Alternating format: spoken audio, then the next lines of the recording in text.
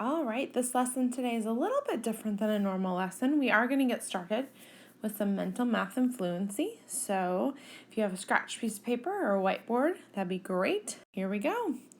For each product, I want you to write as many factor pairs as you can think of. So for 9, we always kind of want to start with 1 and what goes with 1, 1 and 9. And then are there any other ways to get 9 as your product? Yes. That would be 3 and 3. For 12, we would have 1 and 12. And then we kind of think, okay, it's an even number, so there should be a 2, 2 and 6. And then you have to think, are there any more factors between 2 and 6 that we can think of? Yes, 3 and 4, because 3 times 4 is 12. All right, moving on to 32. We know 32 is another even one. So we have 1 and 32, and then we have 2 times something. So what number doubled gets us to 32? We would say 16. And then another one, are there any other multiplication problems that you can think of that would have 32 as a product? And I can think of 4 and 8, 4 times 8. All right, moving on to 45. 40, we would do 1 and 45. And then if you look at 45, 45 is an odd number, so there won't be any 2 times anything. But there will be a 3 times something. 3 times 15, that might not be the first one that pops in your head. Hopefully 5 and 9 popped into your head. Moving on to 70. 1 and 70. And 70 is an even number, so we should have a 2 times 35. Another tricky one that you probably are not thinking of, because I wasn't thinking of this one. 5 and 14. But the one that you're probably definitely thinking about, 7 and 10. All right, moving on to 80, another even number. So we have 1 and 80, and then 2 and 40. And then you're probably thinking, are there any other that I can think of that are similar to those kinds of things? And you're probably thinking maybe 4 and 20. And those are the last ones that I would think of that, probably also 8 and 10. But the one that does not pop into my head, but it does work, is 5 and 16. So hopefully that warms you up to our next problem. Our next problem says, on your slate or on your whiteboard or piece of paper, record a basic multiplication fact with a product of 63.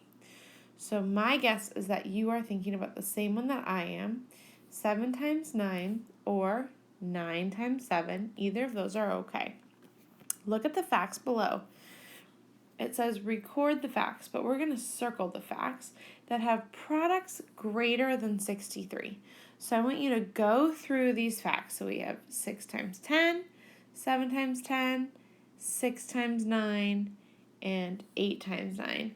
And what I want you to do is I want you to think of which ones have a product that is greater than 63. You should have circled this one because 7 times 10 is 70, and 8 times 9, which is 72. So those are the ones that you should circle. We would not circle 6 times 10 because that's 60, and we would not do 6 times 9 because that's 54. So get rid of those ones. All right, for the next part, what you're going to need to do is there is a white piece of paper, and the white piece of paper is in the paper clipped section about math, and it comes before the home links, and it explains everything about product pileup. So I'm going to go ahead and read through it with you to explain how it works and kind of tell you how you can adapt it to make it work for you at your house. So you will need to have numbered cards, numbered 1 through 10, 4 of each. I would use a deck of cards. And then it says that you need to have 3 players. So maybe right now is not the best time for you to be playing this game. Maybe you should be doing the game later on. And if that's true, then you'll want to kind of come back to this one later. But you're going to practice your multiplication facts 1 through 10. Now, you don't necessarily have to go back to this video because you do have this paper printed off for you. And the object of the game is to play all of your cards. So you're going to take turns being the dealer. Shuffle and deal 8 cards to each player. Place the rest of the deck number side down.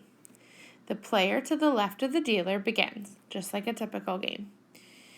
This player selects 2 cards from his or her hand, places them number side up on the table, multiplies the number, and says the product aloud. So let's say I have my 8 cards in my hand, and I draw 2 of the cards. And let's say that these can be just like regular playing cards. Okay, there's 4 different suits that you can use, so that would be perfect. But let's say, and these are numbers 1 through 10, let's say that I have an 8 and I have a 5 as my 2 cards. So the player selects the 2 cards from her hand, places them number side up on the table so everyone can see them, and then multiplies the numbers, the factors, and says the product out loud. So if I was doing this one, I would say 8 times 5 equals 40. The play continues with each player playing 2 cards with a product greater than the product of the last 2 cards played. So let's say that I'm the next person, okay? And I'm the next person. I have to make sure that the cards that I lay down are going to get me a product that's bigger than 40. So let's say that I lay down a 9 and a 6. Is that going to get me a product that's bigger than 40? Well, we know 9 times 6 is 54. So will that one work? Yes, it will. Now this makes it really tough for the next person because they have to have a product that's bigger than 54.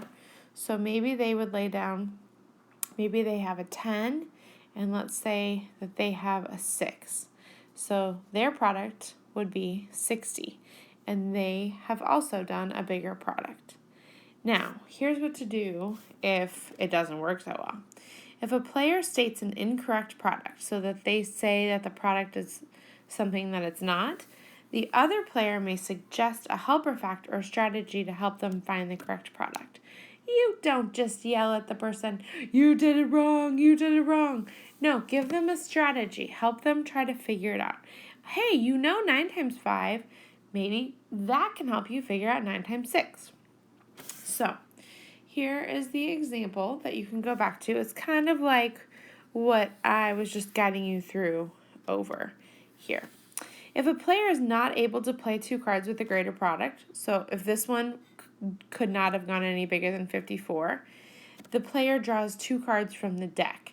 So adding those 2 cards to your pile of 8, it will give you more cards in your hand. And remember, the goal is to get rid of the cards.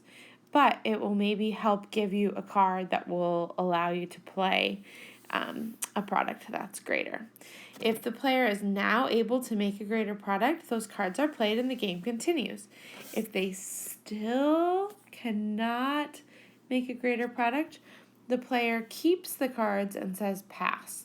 The game continues to the next person.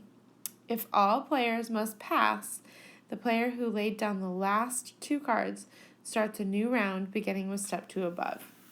The winner is the first player to run out of cards, or the player with the fewest cards when there are no more cards to draw.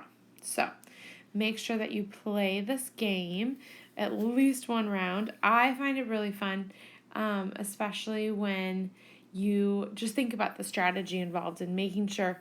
I don't just start out with these big cards. I would start smaller, because if you start with your biggest cards, you're going to run out of cards that you're able to play. So just keep that in mind. All right, let's go ahead and we're going to go into our math journals next.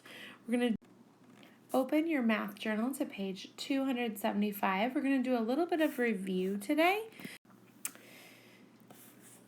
So your page should look like this, and this is page 275. And we're going to be reviewing area and perimeter, because I think we could all use a little bit of a brush up on that. We have not done that in quite some time. So it says, in the spring, the garden club will plant a garden. Each child will have 1 square meter of the garden to plant. There are 16 children in the club, so the area of the garden will be 16 square meters. So this would be like a square meter. This would be 1 meter on each side. And if you have 16 children that have these, you have 16 square meters. So it says 4 children drew shapes for the garden below. So we have A, B, C, and D. And those are the different shapes that the children drew. It says find the area of each shape. Circle the shapes that have an area of 16 square meters. So we want to know which ones actually have 16 square meters. Some of these kids did not do so well on their math. Cross off the shapes that do not have an area of 16 square meters. So let's look at our first one. Please remember that for area, I'm going to draw a little rectangle over here for you. Area, we're talking about rows and columns, and we do rows times columns. So for this first one, we would do 1 times 7, and that would be 7 square meters. Is that a circle or a cross-off one? Definitely cross it off. All right, over here, rows times columns, and we would say 4 times 4 is 16 square meters. Oh, that's a circle one. All right, next one, rows times columns. So we have 1 meter times 16 meters. Area, 16 square meters. Circle it. All right, now this one gets a little bit trickier. You have to remember how to do these ones. And this is one of those rectilinear figures where you draw the line down, and now you can figure out the area for this one over here. 5 times 2 is 10 meters, square meters. And then over here, you have to figure out how long this part is. So we have 3 up here and 2 over here, and 2 times 3 is 6. And when you put 10 square meters and 6 square meters together, we get 16 square meters. I hope that was a good review for you. The club wants to build a fence around the garden. Now, when we were talking about rows times columns, we were talking about like 2 rows, 4 columns, right? That'd be 8 square meters. But now we're talking about a fence. So fence is like here. See this? The fence is talking about the perimeter. Now, it says the club wants to build a fence around the garden, but they do not want to spend a lot of money. They need to find a shape that has an area of 16 square meters and the shortest perimeter. So, we know that A is already out. We have to figure out which one is the best as far as length of fencing to buy. So we have to do perimeter. So let's do for B. So we have 4. Oh yes, and for perimeter, remember, we add them. 4 plus 4 plus 4 plus 4. Well, that's going to be 16 meters for perimeter. Over here, we have 16 plus 1, that's 17, plus 16 plus 1, so 17 plus 17. I'm thinking that one is out. All right, and this one, we have to figure out the length of each of these little sides. This missing side is going to be 3 meters. So let's put this together. 2 and 3 and 3 and 2. So that's 10. 10 and 5 is 15. Plus another 5, 20. I think that we should go with B. How did you find the perimeter of this shape? I want you to explain in a sentence there about what is perimeter and how do you find perimeter. What did we just do? Think about what we were doing when we were going around and we were adding those side lengths together. All right, so that is your math journal page for today.